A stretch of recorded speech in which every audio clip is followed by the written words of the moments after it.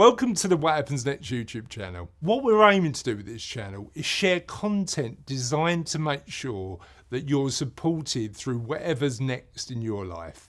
And we'd love to continue to do that. I've got a favour to ask today, and what I'd ask you to do is just subscribe. It costs you nothing, but it really helps us deliver really good quality content on a consistent basis. Thank you, and let's go on to the interview. Welcome to What Happens Next, the channel dedicated to exploring challenges we all face in our 50s and 60s when we're thinking about the next chapter of our lives. And what we do on this channel is not only explore the financial, even though being financially prepared for the next chapter is often important, but also the other elements of our lives that are really important. Like, what's our purpose? How do we stay intellectually engaged with the world? What does our world of work look like?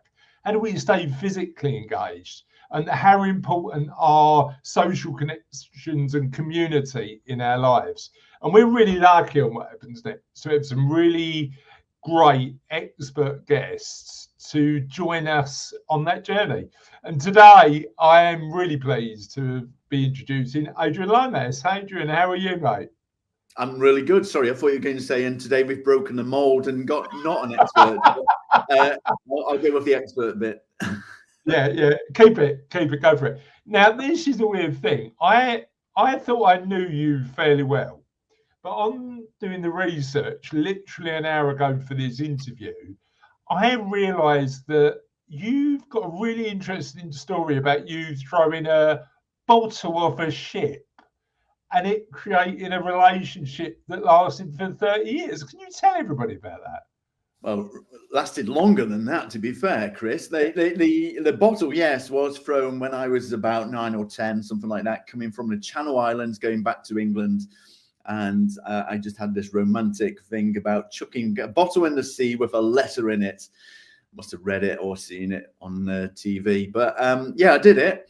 And then within about a week later, I got a letter. And a letter, this is going back now, oh my God, in the late, must be 1979, 1980, something like that, going back a bit. And yeah, I got a letter from a French girl, the same age as me, a girl called Emmanuelle. I was sort of into cycling. Her dad was a cyclist and she got brothers and sisters, and she found the bottle on the beach in Cherbourg. And so, yeah, we started writing. Her English was better than my French, being fair about it. But yeah, we started writing. I tried to meet up at one stage when I was about 19 years old, when I went traveling to Tahiti. She was a nurse there at the time. We didn't meet. And then we just kept on writing throughout life, really. And we never met. We never had a phone call until I rode the Tour de France in 2013. I got the opportunity to ride the whole tour as an amateur. And as I was coming into Mont Saint-Michel the day before, she posted on my Facebook saying, "Oh, Adrian, I see you coming to Mont Saint-Michel. That's near to where I live. I'm going to come and meet you." And I'm like, oh my God, this is surreal. So I rode the stage, finished in Mont Saint-Michel, and then met Emmanuelle and her daughter at the finish line. And we were chatting like long lost friends, because we were, and then carried on relationship in a friendly way, and still now. I mean, last summer we spent a week with her family, my family, and her family together over at their place. You know, so what, 40 odd years we've been good mates, really. What did you write about over the years, and how did the relationship evolve and change? Yeah, just random stuff about what I was doing as a kid in Stoke, where I was born and bred, and what she was doing in France, and what her brothers were doing, and sister, and all that sort of stuff, family, really. And, family, and then work and stuff like that. So yeah, and you know, we invited her to. I got married 2 years ago, and to someone I met on that tour as well, actually, while I was cycling. And yeah, she was invited to our wedding, and she was one of our guest speakers. And she, at the speech, at the meal, she brought out the original letter That is and amazing. read that out. So yeah, it was quite an emotional speech. Let's put it that way. I told when I wrote the book I wrote a couple of years ago on kindness, I told a story about where I think I got the value of kindness from, and it was when I was about 7 or 8, and in my primary school there was this bench, and this bench was where all the kids sat, who needed a friend. So I used to go over as a young kid and just make sure these kids were okay. And there was one day when they, at assembly, clearly it's what every 9-year-old wants, Adrian. At assembly one day, they presented me with a Chinese willow pattern plate. I wanted a Commodore 64, to be honest. I didn't want that. I didn't want this Chinese willow pattern plate. But I took it to my mum, and the look on her face of pride, because the school had phoned her and let her know I was coming and stuff like that. And years later, actually, in the year she passed away, 2019, she kept the plate all that time. Brilliant. And she bought it out, and at the book launch, we had the plate on display, and nobody knew what it was. People were going, "Why is that weird plate there?" But then I told the story, and it's so fascinating to reminisce about that sort of stuff. I absolutely Brilliant, love it. Anyway, we're not here to be nostalgic. We're here to talk about the next stage of our lives. And I'm really excited, particularly for our business owner viewers, to explore EOS and the impact it's had on your life. But before we do that, apart from knowing that you've had a pen pal relationship for quite a long time, tell us a little bit more about you. Oh, well, yeah, me. Where do you start? Yeah, I mean, I ran my own business I started it in the last century. In 1999 was when I started my creative design agency up in Cheshire. Graduated effectively from Stoke, crossed the M6 and then into the Cheshire countryside and started growing my business there. And yeah, it was good little business, helping clients like Chester Racecourse and British Cycling and stuff like that. And it was really enjoyed that general all-round agency feel that we created. But I guess, we grew over the years, and we got sort of quite famous for some good work, like Laura Ashley. We were doing all Laura Ashley's website at the time. We picked up Red Bull. So we were doing F1 and Toro Rosa and cliff diving and air race. And, we had some really, really, really good accounts, really, and a good team, and got investors and people to the gold standard, because very much about people and culture. That was so important to me, giving back to the people and giving them their opportunities, really. But yeah, it didn't always go well, being fair. 2013 was my a crap year, keeping it clean. It started with my mum passing away, which didn't set me up too well. Then went through a sort of a challenged and painful divorce, which is never good for anyone, especially when you've got a kid involved as well. And then I was told I was financially broke. I'd overtraded, so business was running out of money, and I was. And so I literally ended up living underneath my desk for 3 months of my life, because I'd got nowhere else to go. I got no money, no nothing, but I still got a business and, and all that sort of stuff to contend with. So yeah, really, really low patch, which was, it's hard to be, to figure out the right thing, what to do. But, at that stage, somebody gave me a copy of the book Traction, the EOS book by Gino Wickman. And yeah, I've got plenty of time on my hands then, so I read it, and it was quite simplistic in many ways, but it made sense. There was a lot of real good foundational stuff in it, which I sort of knew a lot about, but wasn't always doing all the bits, just dabbling at it, if you like. So the rigor of actually putting that system in place into the business turned it around. You know, we managed to Phoenix, so borrowed a big load of money from Funding Circle, dropped in on the Monday, paid everybody off on a Tuesday, and then with the new plan and focus, managed to trade out and got to the point in 2019 where we sold for a healthy sum. You know, it was quite a journey, but over that 6 years, sort of coming out of the low point, worked hard at it, and yeah, got there, which was really nice. So yeah, it's been quite a journey to get to effectively where I am now, which is an EOS implementer. So I now help people to implement EOS into their business. Just I imagine having that lived experience of it changes your perspective, right? Yeah, absolutely. I mean, it is something where, you know, I've not just read a book and now going out and teaching it, you know, which, you know, that's fine. But for me, yeah, I lived and breathed it, and so I get what it's like to own and run a business and to have the ups and downs and not know what to do for the best. So by effectively implementing EOS into it, that I think was one of the linchpins of the turnaround for us, you know. Yeah. Well, help me understand a little bit about what goes through your head when you're at that low point, and how do you turn that around from just a motivation perspective? What was it, do you think, that made you think, right, I need to get this sorted out?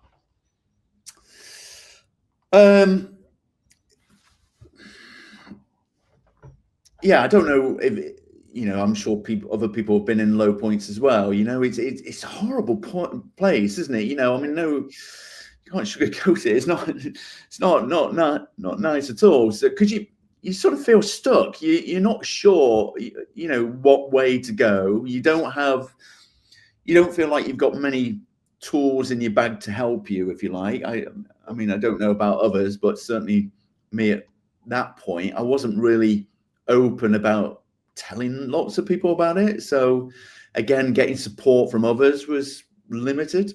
Yeah. You know, I guess, what do you feel? I mean, for me, embarrassed. You know, it's like, here's me, quite a lucky guy in many ways, but now run out of luck and just like, oh shit, I just don't know what to do next. You know, it really was quite a low, embarrassing point. You sort of thinking, what can I do for money? You know, how can I get out of this position? You know, it is very, very painful and hard. So yeah, it's tough. Yeah, it is tough. Yeah. And, you know, look, I'm no different to many others that have gone through many more low patches. You know, I have been very lucky, but, you know, the turning point when I did figure it out as to, well, this is the best plan I can create at the moment. Let's give it a good go, was when it started to show signs of working. Then, yeah, it obviously became a little bit more liberating, you know. How long did it take for you to see the signs of the implementation working well?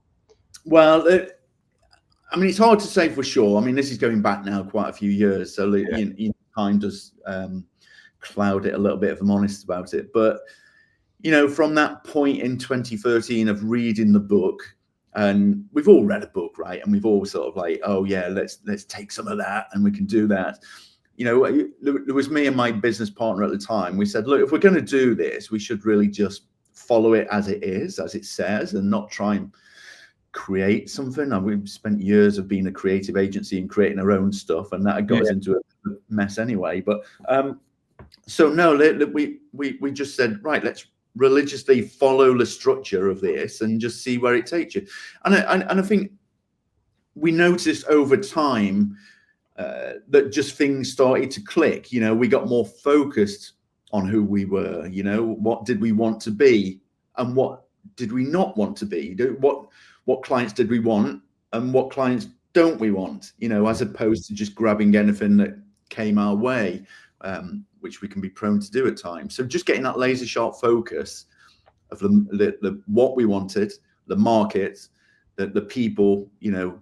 And we became a Salesforce commerce cloud. So without getting technical, we focused only on Salesforce commerce cloud projects.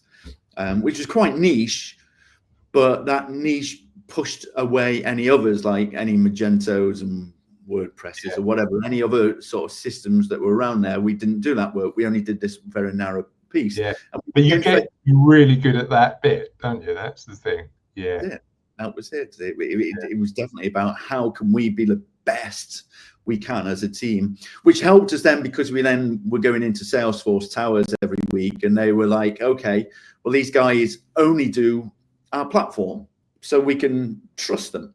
You know, and that's why once they trusted us, and you know what it's like in business, trust is such an important part.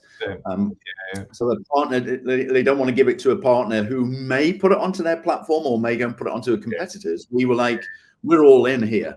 And so that focus was what really, over the years, again, created our fame to the sale point. You know what's really interesting is that, because I've been talking about this topic with my clients, but also on what happens next. I think as independent creative people, we sometimes turn around and go, we don't need structure. We want to be free spirits. We want to do things our way. But what I've learned in my own life with clients, you know, and talking with a number of experts for what happens next, is actually the right structure and framework in our business, but also in our lives, is really important. How much of a part did structure and framework play, not only in the business, but also in the way you looked at life? Yeah, it was that rigor of just keep on doing simple stuff. If I'm honest, you know, we can sometimes get bored with that, and then we then spend time and energy and uncertainty in trying to create something else. I mean, we spent years of like building websites and building our own e-commerce platforms when there was multiple other platforms that had already been created, and we were like, but ours is better. We're going to take the best of all of those and then create our own. And, you know, sometimes that works. They've got to work occasionally, but I think more fall by the wayside as not working. So when we went into this process at this period of, right, we want to run our business in a way. That's which way we're going to take. And we took this one structure, this one system, you know, the EOS system, and we just followed it purely. And I think that the weekly meetings, the regular cadence, this is how we do it here approach, don't try and change it, just use all the bits of it with rigor, was what really helped to you know, drive us forward, if I'm honest about it. And rigor is a really good word. I mean, I know that you stay fairly fit and you swim and you cycle and you do the runs. You know, we know what works to train for that sort of stuff, and you just got to do the work, haven't you? You just got to have that structure in place to, instead of turning around and going, you know what, I'm gonna skip 15 miles today. Do you know what I mean? It's that element. Although that would be worth watching. Yeah, it's so easy to do that, isn't it? And yeah, I mean, I do it. I'm sure we all do it, don't we? That we're just a bit too busy doing that. But you know, that's the thing. If you know, for people to succeed, they've just got to go out and do the hard yards at times on a regular. But even when you don't want to put those trainers on and get out there in that weather, they're the ones that do pretty good, you know. That framework of doing the weekly meetings can add a lot of work to you, but actually having that framework is really important. So you've been through your own what happens next journey, because you sold that business and then decided on the fact that you were going to become an EOS implementer. Talk me through that journey and why you decided this was going to be your next step.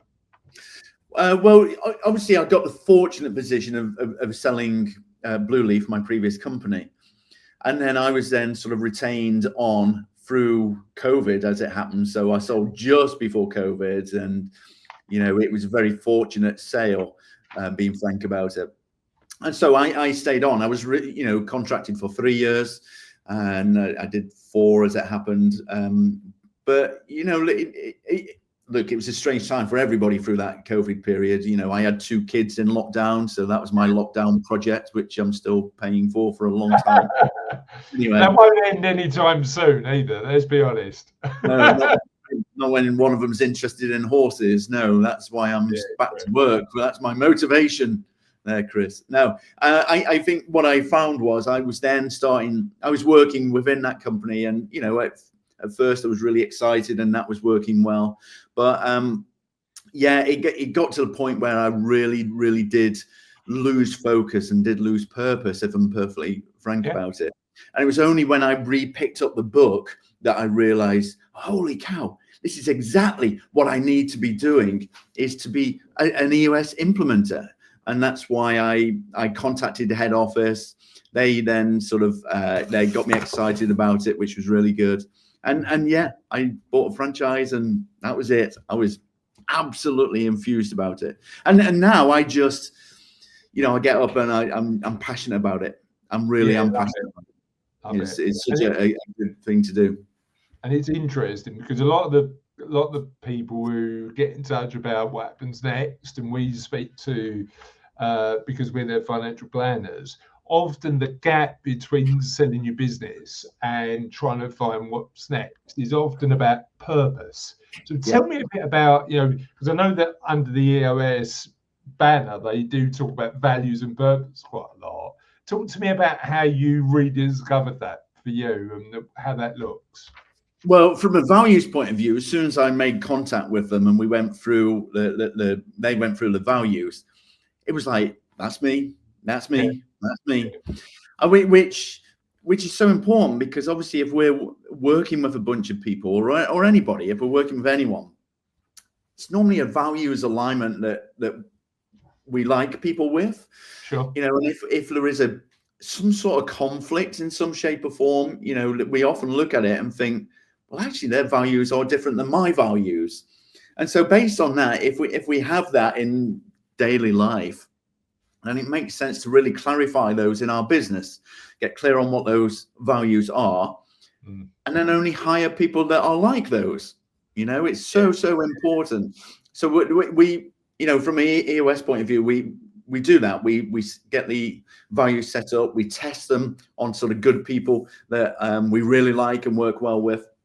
And then we test them on people that haven't worked out throughout the business, you know, and it sort of really strengthens and shows which are the key values, especially when you link it with another part, which is called GWC, as we call it. Gets it? Do they get the role that they've got to do? Do they want it? And do they have the capacity? So if we find somebody in our, you know, in our company already, or to join our company, who meets our values, you know we're going to sort of get on with them from that point. And if they get the role that they're coming in for and they want it, they're not just coming for a job, you know, and they've got the capacity, you know, the skills, the time, the knowledge, then boy, are those people really likely to work out pretty well within a business. So if we know that, that's what we look for. And where would you clarify that? Would that be an interview stage or before, or how would you make sure that all of those things fitted? Yeah, hiring. So when obviously CVs are coming in and we're checking on people and what they're saying, we're meeting with them, we're asking questions. We have built out a wiki of questions linked around our sort of values. We have not just the person interviewing, but anybody that was potentially going to speak with them. You know, they should be testing them. You know, it's what we call the people analyzer. We've got to test people throughout to make sure that they are right people to come and join our team. So yeah, but even then, once you've joined, we're then making sure that they're clear what the values are. We're then making sure that we're checking it in on a very regular basis, and effectively realigning. You know, if people are not quite there at the mark where we want them to be, just put a spotlight on it. Tell them what we're looking at. This is our expectations, and eventually, you know, they're either come up to that mark, or they're not going to fit. They're not going to fit. Yeah. But you've got to use them throughout the journey, not just hiring. This is, or for it, you know, values are not just to go on the wall as a marketing campaign, job done.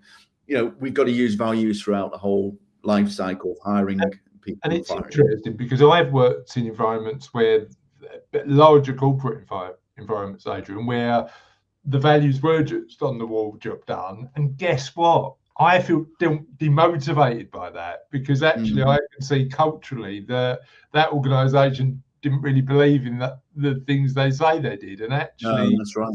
yeah, it's such an interesting one. But a lot of my conversations are with clients in their mid to late 50s to mid 60s, thinking about the fact that they've invested so much time, effort, and energy in their business, but now they're looking for a bit more balance in their lives. What are the component parts to get somebody's business ready for achieving that balance? Accountability. I find that so often, as a founder or a leader of business, then, if they're stuck in it, it can sometimes be a hard place to try and get out of. You're probably working for the worst boss in the world who dictates that they work long hours for low money or whatever, but if they really want to try and move out of that day-to-day seat, we've got to figure out who's accountable for what. And so one of the things which we teach and work on, and certainly worked for me, because I was actually stuck. I was this founder. I started my business. I was in it and growing the business.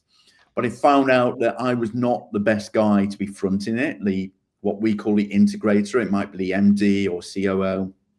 Because if you're in that seat, if you are a little bit flighty as a visionary who likes to read a lot of books, then come into the team and say, guys, look at this. This is great. Why don't we try this? And they're like, but we're doing this. You told us to do this. Well, keep doing that, but look at this as well. And it just confuses them. So we've got to make sure that if we are the sort of people that come up with 20 ideas, 19 might be crap, but one might take us to the moon. We need to get it filtered a little bit by somebody that can just hold the course a little bit, maybe an integrator, as we call it, the MD. And they're the ones that spin the plates. They're spinning the plates with what we've got to do and when we've got to do it. They manage the plan. So based on that, we've got to get clear on the seats we need in our business, the functions, clear on the roles that we expect for each seat, what we expect to be done. And then we check to see if we've got somebody can sit in each seat. And once we get to that point, we can then, we've just got one set of eyes to look at to say that they're accountable for that function, that role. And then that allows these, you referenced it, 50 to 60-year-olds, which suddenly I'm in that bracket, but it enables us to then start to think, okay, now let's just make sure that these plates are spinning with these people. They're accountable. They know what they've got to be accountable. Catch them doing the right thing, guide them on what's not right. And it may enable us to just move out of the way a little bit for people that are right, what we call right people in the right seats. And then I suppose, I mean, the point you raise is a fantastic one, because I'm the disruptor in my own business, which is embarrassing to say. I mean, I'm the one who comes in and goes, great, should we have a look at it? And they go, can we just do our job for our clients?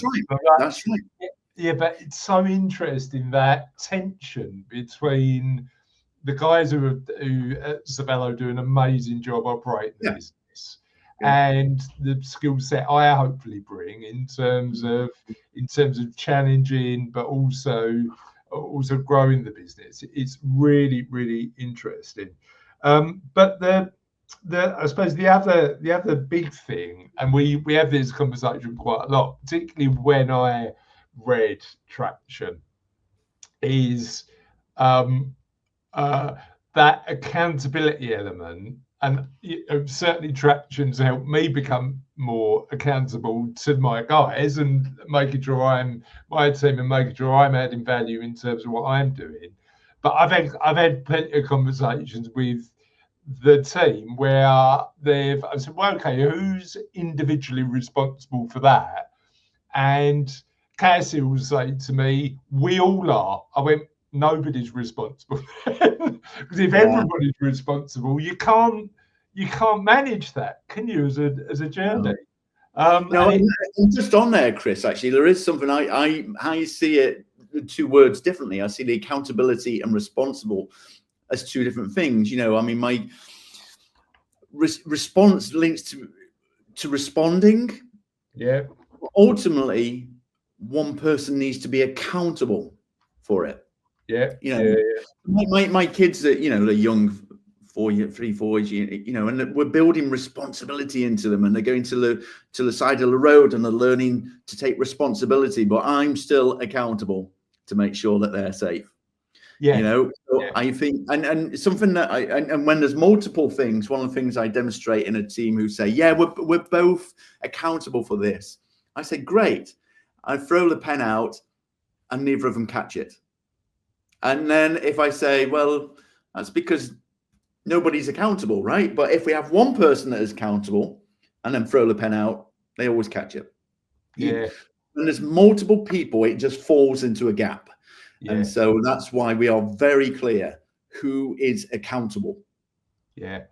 But I like the analogy you used there, Adrian, because, like, again, we might have certain tasks that are completely in the business that aren't the person that's accountable, but they're actually responsible for it. So I think the differentiation is really, really important. But often with the clients we're looking at, they're looking at their well-being in a bit more of a broader sense. And actually, I have loads of conversations with clients who are not working for the money anymore. They're working for the satisfaction it gives them.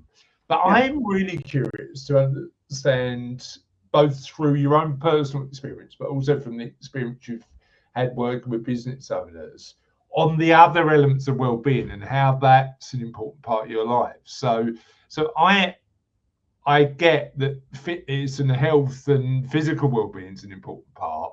When we're looking after ourselves as business owners, what other elements of well-being do we need to consider when we're thinking about our lives and living it in a way that really works for us? I think it's each to their own, to be fair, Chris. I mean, you know, there's no way there's one fits all in any of this, is there? We're all succumbed to reading all about the work-life balance and fitness and eating better. Now, you know, again, generalization, we're probably all doing a better job than maybe, you know, 10, 20 years ago we're doing, right?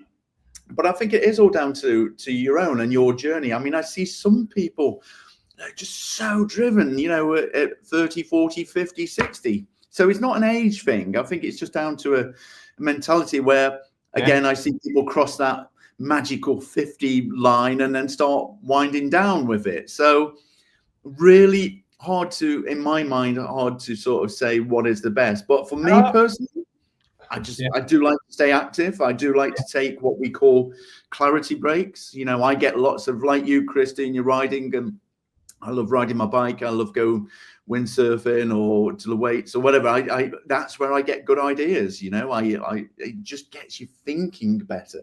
Yeah, and I think you do you is a really good perspective. But I also think maintaining an element of intellectual curiosity. Yes. If that's worked, great. But if that's some element of, like, trustee, charity trustee, or non-executive director, something to keep you mentally engaged, I think is. Totally agree with that. Totally. Yeah. So really good. I mean, I think many of us we are sort of succumbed by what we call shiny pennies. You know, we're focusing on something, and then there's something over here, you know, AI. Oh, that's exciting. You know what? AI really excites me about it. And I'm really, really holding back from diving into it too much, because I know that I'll get taken that way. But what I'm trying to do at the moment is just stay very masterful on EOS. I don't want to have lots of things going on. I'm interested in stuff. So I'm very keen on saving. A good a mentor of mine, a guy called Keith Cunningham, said, you know, shiny penny days, just save these ideas, put them into a mythical drawer, and then once a month I'm just going to play with my shiny pennies and see where it goes. But here's the interesting thing, Adrian, and I've certainly been guilty of it and continued to. I've stopped calling myself an entrepreneur. I'm actually a business owner. Yeah. And the reason that I've stopped doing that is just a bit of a reframing in my own head. Yeah. Helps me turn around and go, look, let's get really practical on what generates the wealth in my life, in my business, in my client's life. It's doing the work. Yeah. And actually, that entrepreneur, and again, you could argue that it's purely linguistics, and we're all going to have our own different definitions on that. That entrepreneur seems to ignore the fact that to run a successful business, you need to do what your clients actually pay you for. Yeah, well, there is. Yeah. Not just have these brilliant ideas that are going to result in who knows. Yeah, exactly. Again, I think there's a tension between that element where you go, we need to innovate, we need to grow, we need to keep an eye on how these emerging technologies. I mean, AI is not emerging; it's here, isn't it? But yeah, well, going back. How we use that, but Yes. in a positive way to help ultimately the aim of the business, which for us is to help people live their lives with the money they've got. Exactly. Yes. So yeah, it's a real business, real balance, I think, but one that I same as you, I consider myself really lucky, and I'm certainly lucky to have these conversations and help people navigate them. The interesting thing, though, for some of our clients, particularly as they're in a position where they're thinking about their next stage, and like you, coming up to that period where part of their achievement to get financial independence or more financial security is going to be to sell their business. You mentioned that the EOS model can actually help companies get better valuations because companies that invest in business really like the EOS model. Tell me a bit about that. Well, look, they don't want nasty skeletons. They want to know that they're buying something that's well run, don't they? I mean, think about it from the other viewpoint. If you're going to go and look at something and you can actively see some data in front of you, which is weekly scorecards going back as long as, they started. You can see weekly meetings where issues are raised and solved and 7-day actions, so, what are they going to think? They're going to look at it as opposed to when they come in and say, how do you run your meetings? Well, we do this. And how many have you solved in problems and stuff? Well, it's just, it's as soon as, people look under the hood to look at a business, they just want to know if it's well run. And you've got the other aspect to that is it all dependent on a person? A front person or the founder, the owner, the visionary, whatever. If they can create the structure where they can see these regular meetings, these issues that's been solved, the quarterly rocks, as we call it, the big things we've got to do every quarter. It's a world of 90-day sprints that we set up for them.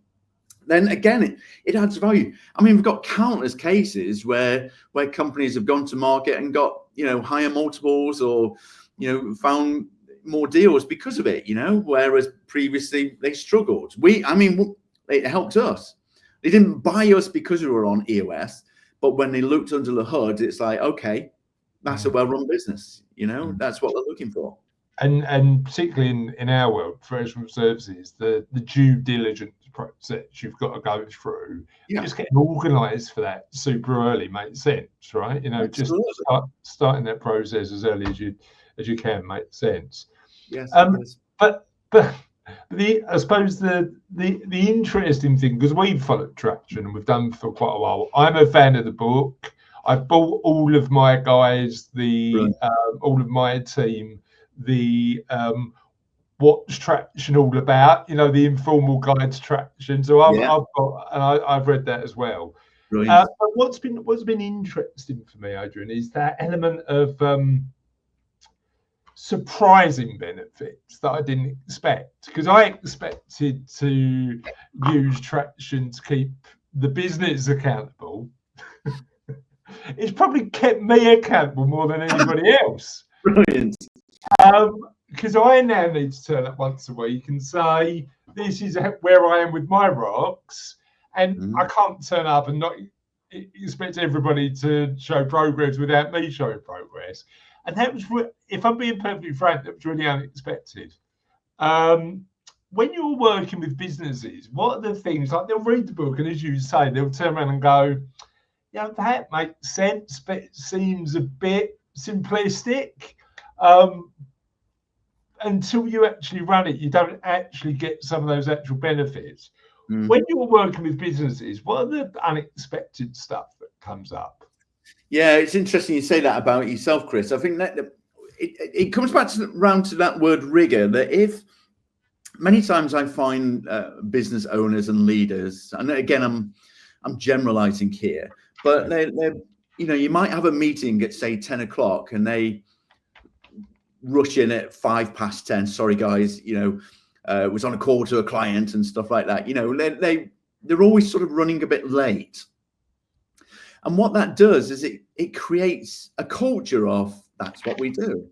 You know, if we're creating this culture where the main person is sort of late or hurried or, you know, using their phone in meetings, you know, then that's the culture you create. And what that does is it sends the message from top down all the way through the organization.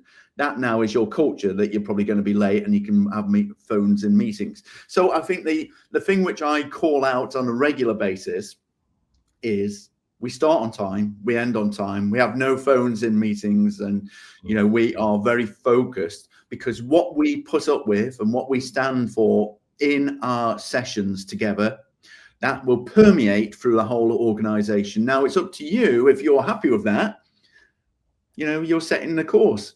That's fine, it's your company. But if you're not aware of it, then be aware of it, that it's everybody's gonna follow suit. It's a little bit Chinese whispers, isn't it? It just gets watered down as it goes through the whole organization, what you stand for. So I think this is why I love the rigor of, we have a meeting, a level 10 meeting, it's got to be scored so we can improve it. Hence why it's 10 out of 10 being the best. And we have that same time every week. And what we say is you can only miss it if you're on holiday or you're dead. Other than that, you should really be in that meeting. It's the most important meeting that you're going to have each week, because you're solving the biggest issues in the business to help you to go towards your weekly, your quarterly, your 1 year, your 3 year, your long term, whatever that looks like. So it's that.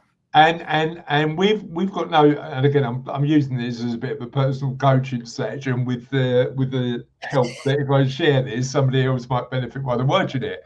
But our meetings always, not 8:30 on a Tuesday, we run our weekly meetings. It's been really useful. We've got no problem with starting on time. The challenge we've got is when we dig a bit deeper into some of the issues of the week, it can take a bit longer than we expect. Any tips on, like, if somebody's running traction and they're thinking about just getting it to that hour, isn't it, or half hour that you need to get to? What do you need to do to discuss the issues, or were you just highlighting the issues and then moving on? How would you work that weekly meeting? Yeah, so without going into the whole agenda, but the first 25 minutes of a 90-minute meeting is focused on smoking out issues within the business. And then we draw a line under it. And now we're going to talk about the issues in a priority order. So we look at a list of issues. We pick the top 3, where are we going to go? Just to make sure that we're not, you know, talking about the Christmas party or who's bringing the milk to work. We pick about the biggest issues in the business first, and we spend as long as we need to. We allocate 60 minutes for IDSing, identify, discuss, and then solve. So if we've got 60 minutes, sometimes we might need that 60 minutes, but generally it means that you're probably getting a bit too deep in it, not getting enough actions from it to take away from the meeting. You know, the meetings I watch and observe, people are sort of spending too much longer in either the discussion and going back into, or they haven't gone deep enough on the identify the root cause. So it's a case of identify what the issue is, discuss it with the aim to solve some ways of unlocking your position, going to the next level, something you can do in the next 7 days, so that person is then liberated to then get on with it. That's how we do it. Now, if there is a case where you feel that you need more time on stuff, then it's wise to check in with all the people in the meeting and say, look, we're due to finish here at, say, 10:30, and we're deep into this important issue. You are all okay if we overrun for, say, 15 minutes. If we do that, we need to let the people know outside of our meeting that we're going to overrun, because, again, that is showing respect to everybody who may be waiting for you, you know? So it's setting that tone, that culture of what we do here. We advise, we guide people. We always finish at 10:30 unless there is a big issue, and then we let people know we're clear on the direction of it. Yeah, I love that. Talk to me about, so I'm sure, like us at Savello, you work with many business owners who are thinking about what happens next in their lives. From a business, but also through your experience, when we're thinking about what happens next, what factors do you reckon we need to take into account? Well, it's a big question, that, Chris, because there is so many different factors. But I guess if we're thinking about it from the context of the business, there is that, what happens next? So what I'm seeing, you know, what's interesting, and again, this is something I talk about quite a lot, both with my clients when I think about my own business and my own life.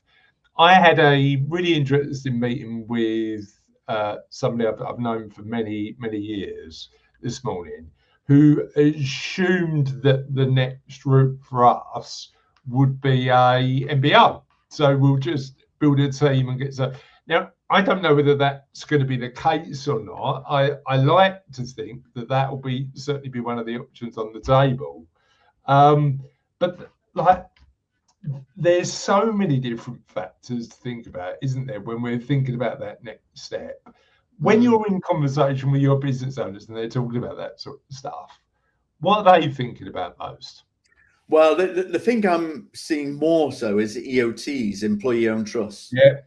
Just because of the tax advantages for doing so are just so good. You know, I'm now part of the employee-owned association because I believe so much in it as a route, which also aligns in many ways to EOS, because obviously for people that don't know what an EOT or an employee-owned trust is, where you sell it, and you know this way better than me, Chris, but obviously selling the business to a trust, and then you get your money back over a longer period, whatever you determine, and it being tax-free, which is very nice. But in order to do that, you've definitely got to go back to what I said earlier about accountability. You've got to have the right people in the right seats who are accountable to drive and run the business to get the value out of it as you plan to. Yeah. So I am seeing more and more teams that are interested in this, especially as going up and up, to exit and leave that legacy, because I think there is a part of it where some of us do want to leave a, you know, not just get the best money today with a trade sale, which might knacker our culture, might put us through the mill, trying to, you know, chip away at us to the numbers and all that sort of stuff, and be a painful experience with no certainty in the journey that you're going through. So with an EOT, you control that whole process, the timings, the amounts. So you control everything and maintain the culture of the company and therefore the legacy. But the interesting thing about EOT, and I've helped clients who have had some really positive and negative experiences in the EOT space. I think the important point for me is EOTs, you need to make sure the business has got structure and process to make sure they're sustainable. Absolutely. And actually that element of having to wait 7 to 8 years for your profits, for the value of the business to come out, means that the structure and making sure that all those points are in play before you do your revenge or exit are really important. For anybody who wants to have a bit of a deeper dive on EOT, there's an interview we did on What Happens Next last year now with a guy called Chris Budd, who wrote a book on employee ownership trust, after he sold his financial planning business to an EOT. So certainly check that out. We'll put a link in the comments to make sure that you've got access to that. But yeah, 100%. There's huge tax benefits to doing it, but doing it without any structure is, doom not to go well, I think. Totally agree. And yeah, you're absolutely right. It's not right for everybody, but neither is a trade sale, neither is an MBA. We have all of these which could or could not work. So yes, you're absolutely right, Chris. This is why I see a good correlation between EOS, helping them to set the foundations up, make sure they can almost come out of it and the day-to-day of it being running, and then consider, well, actually, let's do this now to get the money out as well, Yeah. And what other, when you were thinking about your transition, what factors did you think about when you thought about your what happens next moment? What, when I sold Blue Leaf at the time? Yeah. It came earlier than I expected it to. I mean, it was a really bizarre period. It was around 2018, and never had it. I mean, I've been running my business, 20 years, and then I started getting lots of calls and inquiries from companies wanting to buy us. And being fair, the EBITDA wasn't where I really wanted it to be. So, we had 6 inquiries over about 6 months, all in a close proximity. And one of them was just really interested in the revenue, interested in the clients. And so a multiplier of revenue was a good deal for us. Yeah. So yeah, what happened next? Well, that was just, as I say, a little bit earlier. Than I'd sort of planned for, but it just felt right at the time. It was the right time, the right deal, and boy, was it the right time and right deal, because COVID would not have been fair to us. That would have really been a difficult. Yeah. So yeah, it was dare I say, a little bit of luck in that, Chris, rather than careful planning. And it's interesting, isn't it? You've said it, and I say it quite a lot. The amount of yes, we can work hard, and hopefully we bring something in terms of skills and talents to the world. But let's not pretend that there's not a bit of fortunate circumstance involved, right? Good luck, bad luck, it's out there, isn't it? There's things we cannot control, so we've got to just control the controllables, as they say. Yeah, and it's really interesting. We're doing a video series on what happens next in a minute, all about how we can use Stoic principles to plan best for our what happens next moment, and focusing on what we can control, but being grateful for the good fortune that we've had in our lives is really good for our well-being. Where can people find a little bit more about you, mate? Adrian Lomas on LinkedIn. AdrianLomas.com is the website. Those 2 places you'll find me. If you want any help or advice, you want a copy of the book Traction, which got me out of the mire, then let me know. I'll send you one. Fab, brilliant. And what's your one tip? If you could share one tip that business owners or people thinking about what happens next in their life could use today, practically today, what would it be? Have a rigor of a really good system, not just the EOS, it can be any system. Just get a system that can help you to run your business, your life, or whatever, and just have the rigor of staying strong with that system. Do the work. Yeah, I love it. Thank you for today, mate. Really enjoyed it. All right. Cheers, Chris.